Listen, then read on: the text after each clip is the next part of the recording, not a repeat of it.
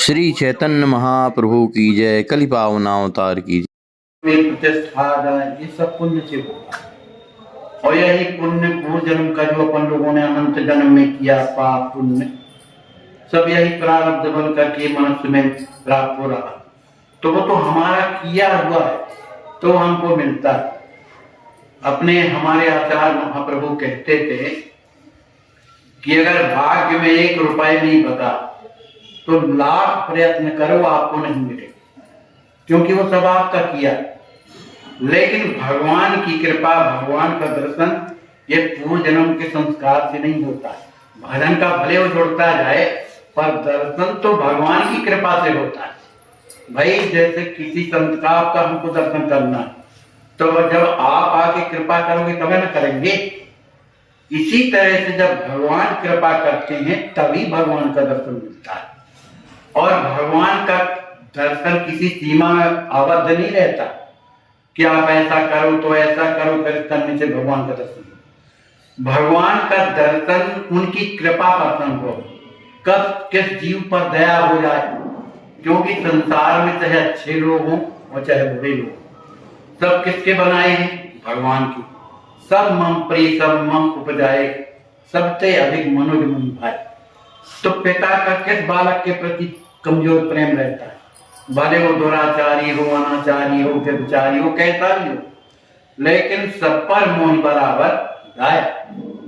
कभी कभी भगवान की ये कृपा होती कि बड़े बड़े नास्तिकों, बड़े बड़े पापियों पर घर प्रभु अपनी आयत की कृपा से उसे दर्शन देते हैं। कई प्रमाण, न उन्हें तपस्या करी, न भक्ति करी, न भगवान को जाना। और बड़े बड़े भक्त जैसे आप दंडकारण्य में जितने ऋषि मुनि रहते थे उन्होंने जीवन इसीलिए परित्याग करके जंगल में रहे कि भगवान का दर्शन हो। जब कर रहे, तपस्या कर रहे, सब कुछ कर रहे। और एक जात की भेदनी वो क्या तपस्या कर रही, केवल गुरु जी की बात को उसने माना कि बेटी तुम्हें कहीं नहीं जाना, तुम यहां ही रहो, राम जी तुम्हें खुद यहां आकर के दर्शन दिए। तो गुरु महापुरुषों की बात को रखने के लिए प्रभु ऐसा करते हैं, क्योंकि महापुरुषों के ऋणी होते, इसलिए महापुरुष ही जीवों का कल्याण करते हैं। और उनके बताए हुए निर्देश में जो भी चलते हैं वो निश्चित कृपा होती है। क्योंकि बड़े बड़े संत परमात्मा से प्रार्थना करते हैं ना, भाई हे प्रभु इस पर कृपा कर दो, हे प्रभु आप इस पर। तो बड़े बड़े नास्तिकों के ऊपर भी अगर कृपा भी हुई है तो माध्यम कौन बने? महापुरुष। तो महापुरुषों की कृपा या भगवान की स्वयं की करुणा आज हम आप लोग जो मनुष्य बने बैठे हैं, हाँ अपने कर्तव्यों पर विचार करो। अभी मन ठीक नहीं है, स्थिति ठीक नहीं है, बुरे विचार आते हैं, दूसरों के प्रति राग आता है, द्वेष आता है। कहां से? जबकि भगवान कहते हैं निर्मल मन तो मुहि पावा, है ना। तो कहां से हम अच्छे हो सकते हैं? लेकिन वही परमात्मा को जब हम आप लोग नरकों में बिलबिलाते हैं, कष्ट पाते हैं, तो उनको दया आ जाती, करुणा आ जाती। तो कबहु की कर करुणा नर देही, देती इसमें भेद सनी। बिना कारण के दया आ जाती, इसलिए मनुष्य हो जाते। और एक मनुष्य ही एक ऐसी योनि है कि ये चाहे तो बना सकता है और चाहे तो बिगाड़ सकता है। माने इसी से फिर कौन 84 योनि बने? क्योंकि कर्म के अनुसार। अब वो पिछला कर्म तो अपनी जगह में है, जो भगवान के शरणागत हो जाते हैं तो उनका तो कर्म समाप्त इसलिए हो जाता है कि अनंत जन्म के। लेकिन जो प्रारब्ध बन करके आया उसको भोगना पड़ता है। पर भगवान का हाथ लगा रहता है, उसको अत्यंत दुख पाना है पर भगवान सुई की नोक से निकाल देते हैं, किसी किसी को स्वप्न में निकाल देते हैं, क्योंकि वो उनका है। इसी तरह इसी बात को लेकर के जो आज का प्रसंग है महाचैतन्य प्रभु का, यही सप्त प्रहरिया भाव। सप्त प्रहरिया भाव, सप्त प्रहरिया भाव कहलाता है सातों पहर एक से भाव में भरे रहना।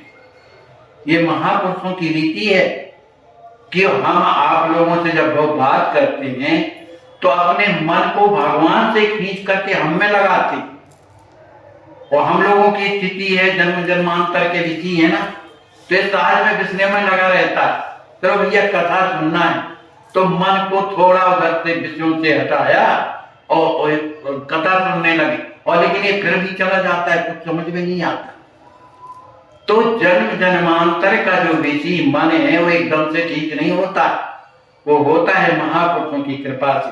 भाई आपको बढ़िया दवाई वैद्य ने दिया है ना, बढ़िया दवाई है, वो रोग की दवाई, और आप उसको पुड़िया को हाथ में लिए रहो, इसमें स्वर्ण भस्म है, चांदी भस्म है, फलाना है, ढिकाना है, इसको हम खाएंगे तो ठीक हो जाएंगे, ऐसा वैद्य ने कहा।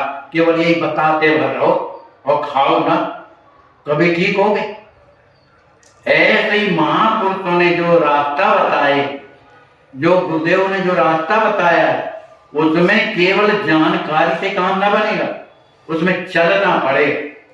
जब चलोगे तो वो रास्ता जब चलोगे अपने मन का नहीं, गुरुदेव के द्वारा, कि भैया हम तो अब चल रहे, रास्ता चल रहे, अरे रास्ता कहाँ जा रहा है ये कौन बताता है? गुरुदेव बताते।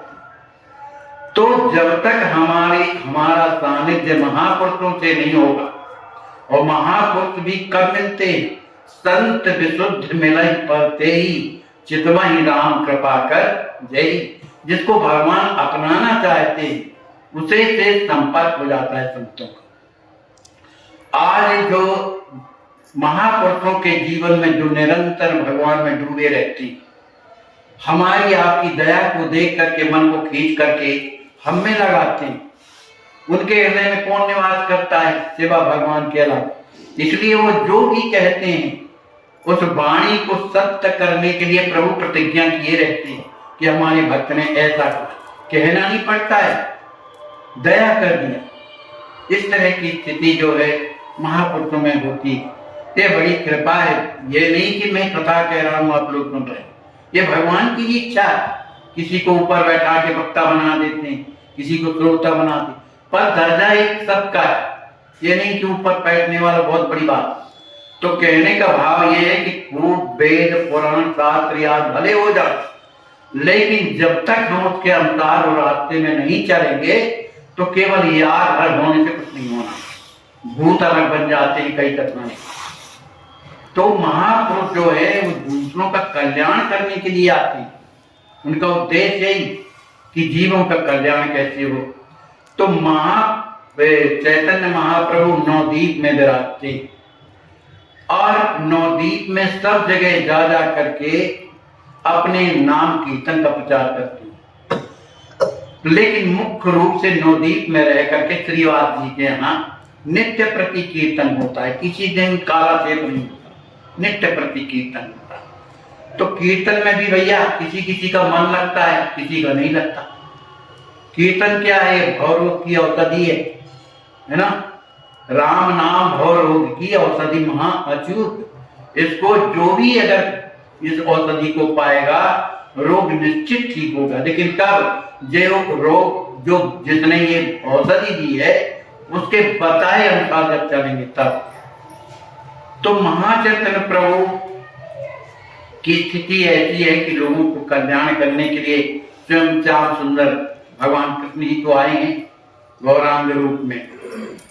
तो इनके यहाँ हमेशा कीर्तन होता रहता था, माने कभी हरि बोल करने लगते थे, कभी हरे राम, कहीं हरे, माने जो भी हुआ, लेकिन कथा हरि बोल, इस तरह से रोज कीर्तन होता था।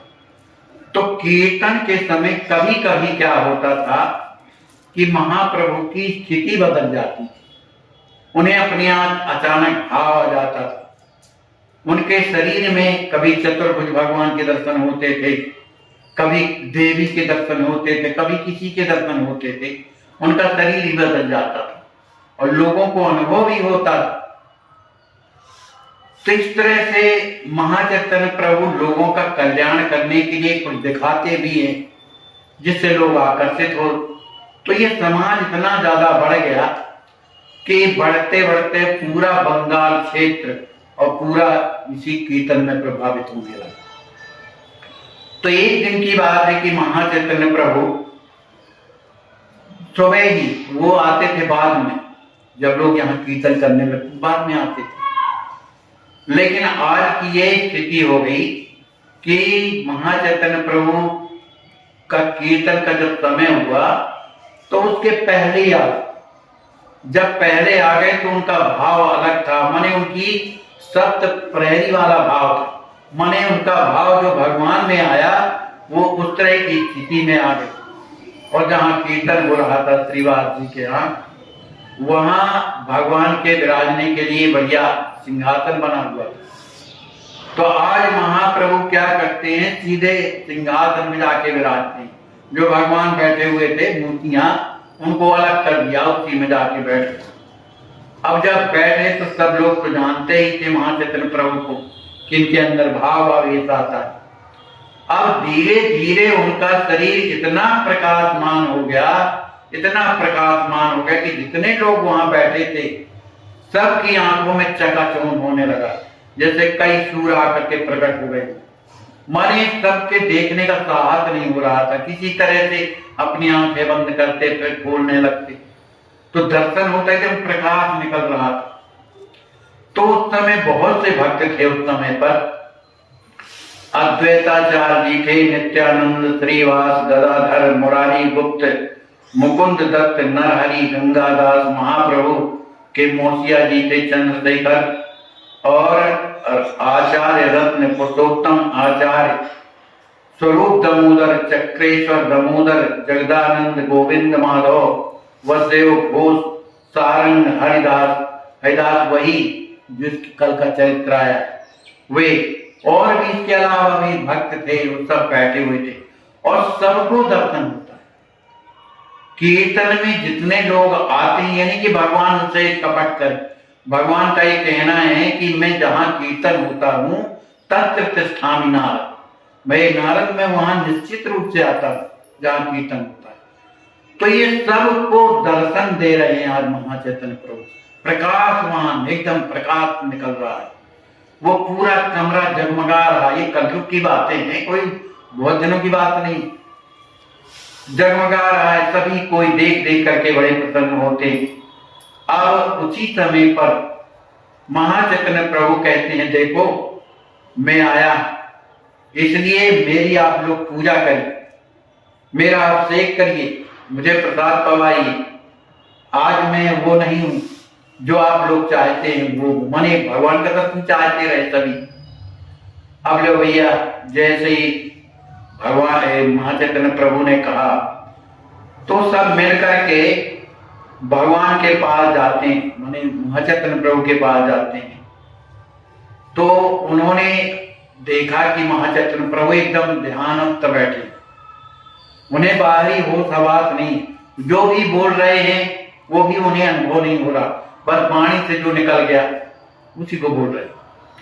तो लोगों ने सोचा जब अभिषेक की बात करते तो चलो भाई गंगा जी से जल ले आए। तो जो श्रीवास जी थे, देखो श्रद्धा अपनी अपनी अलग होती, जिस तरह का जही के हृदय भगत जस प्रीति, प्रभु तहाँ प्रगट सदाय रीति।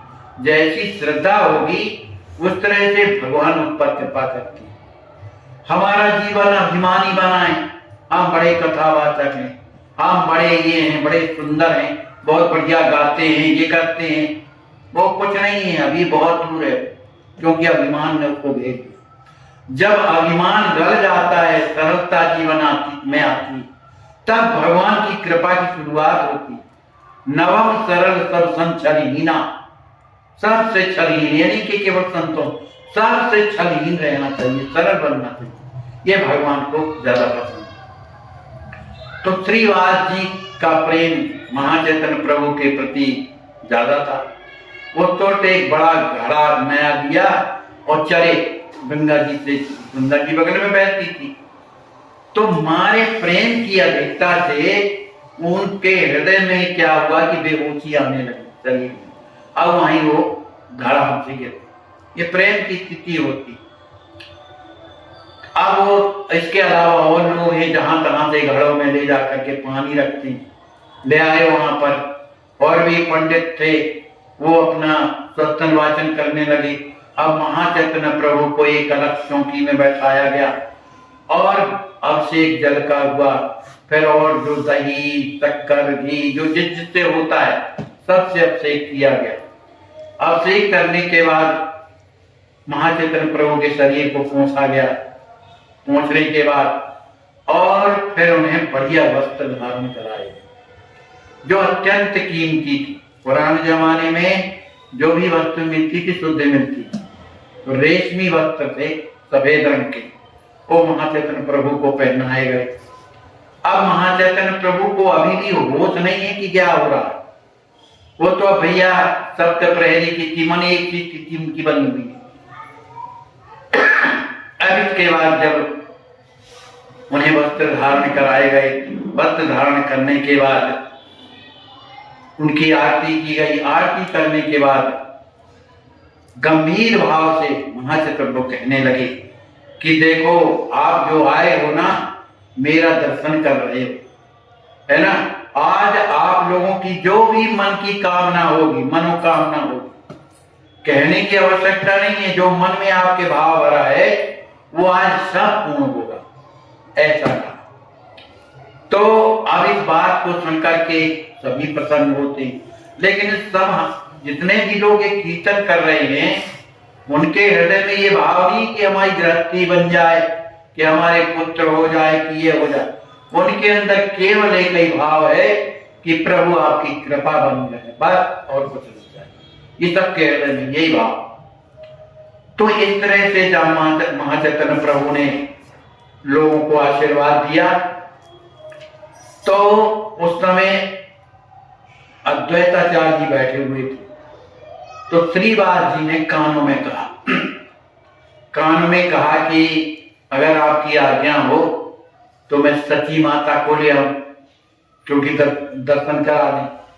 क्योंकि सची माता यही कहा करती रही हमको और भी लोगों को कि जब से हमारा पुत्र तुम्हारे संपर्क में गया है तब से वो बर्बाद, महाचैतन्य बर्बाद हो गए।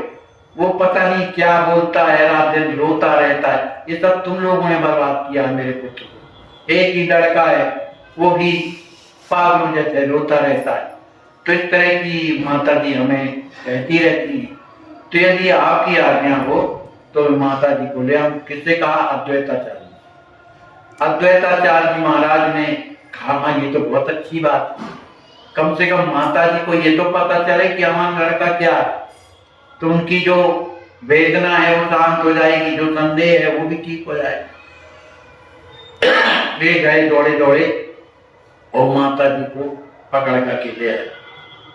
अब जब माता जी आ गई तो अद्वैताचार्य जी ने कहा कि माता जी तुम जिस बालक को अपना बालक समझती हो ना, देखो उनका दर्शन करो, ये क्या तुम्हारी बालक है? अब माता जी ने जब उस तरफ देखा तो अबाक रह गई। पूरे शरीर से दिव्य प्रकाश निकल रहा था। वह ऐसा नहीं, बड़े जोरों का पूरा प्रकाश से कमरा भरा हुआ था। तो माता जी ने जब देखा तो भौचक्की सी रह गई कि अरे ये क्या, ये मेरा लाला है क्या? उसको कुछ सूझ नहीं रहा था, कुछ समझ में नहीं आ रहा था मैं क्या करूं। सभी कोई तो हाथ जोड़े हैं, प्रणाम कर रहे हैं, मैं क्या करूं? तो अद्वैताचार्य जी ने कहा माता जी इनको प्रणाम करो, ये तुम्हारे बालक नहीं है, प्रणाम करो। तो माता जी बोली कि उनके हृदय में भाव था कि ये तो मेरा पुत्र है, अब लड़के को क्या प्रणाम करना, ये भाव थी।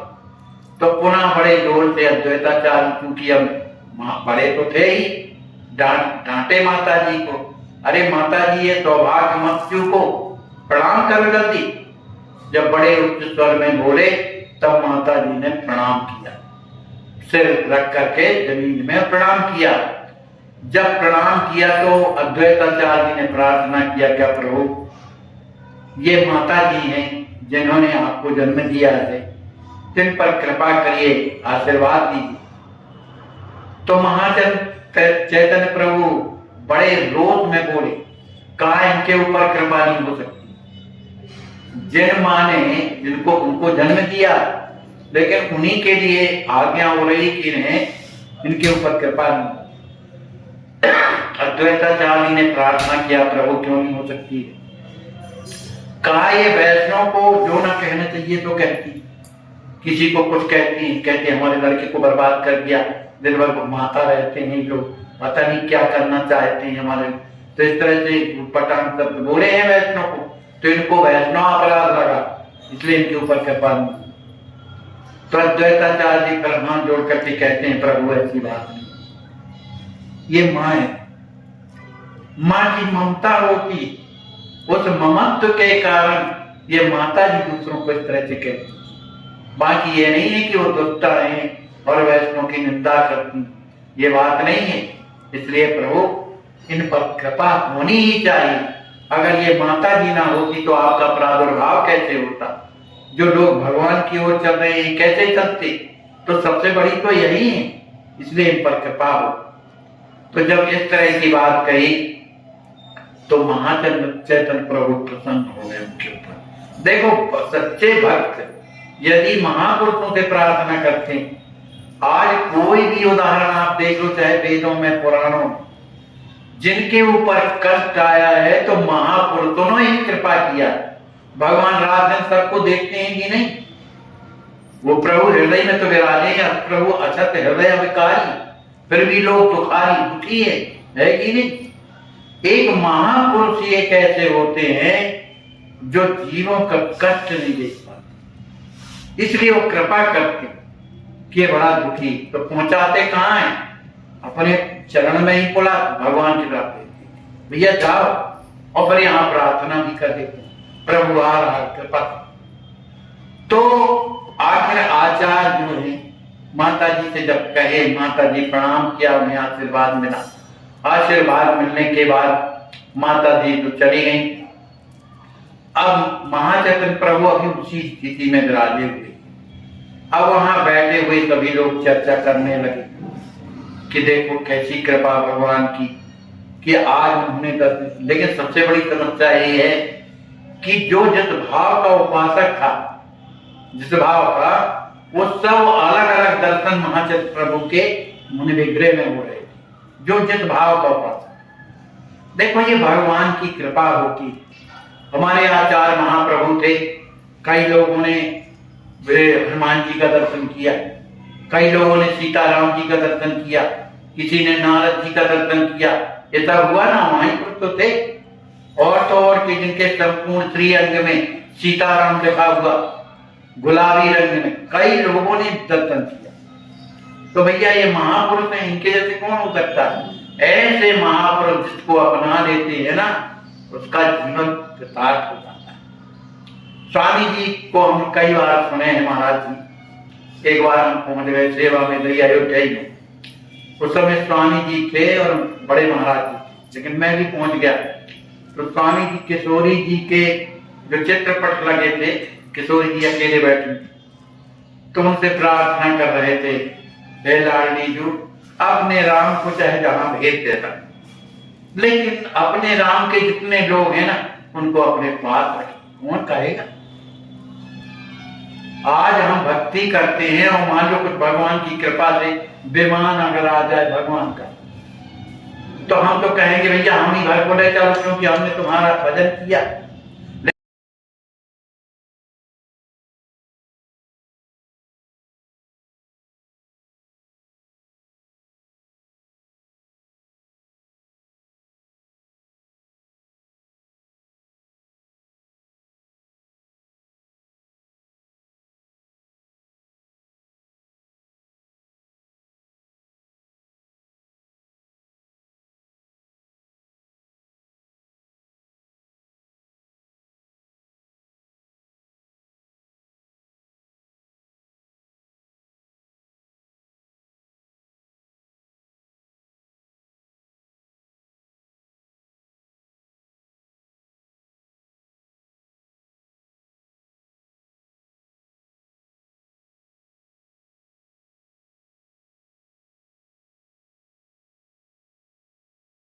आप यह जो दृश्य देख रहे हैं, ऐसे आज भी हजारों लाचार वृद्ध अस्वस्थ हालात में पड़े हुए तड़पते ईश्वर अल्लाह से मना रहे हैं कि अब मैं जीना नहीं चाहता, सहा नहीं जाता, मुझे ले चलो।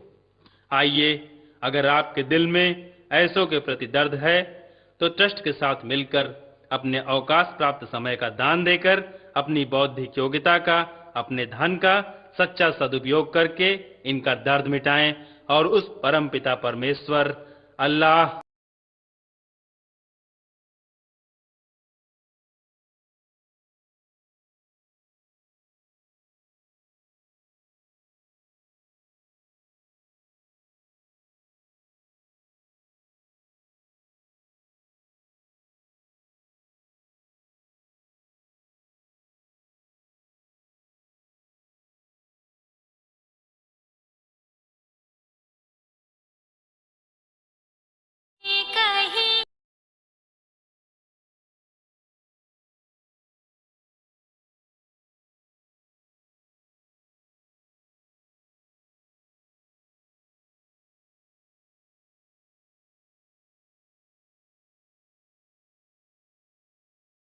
बार अवश्य आश्वासन सेवा में आप स्वयं पधारें और अपनी आंखों से देखें इस महान सेवा यज्ञ को।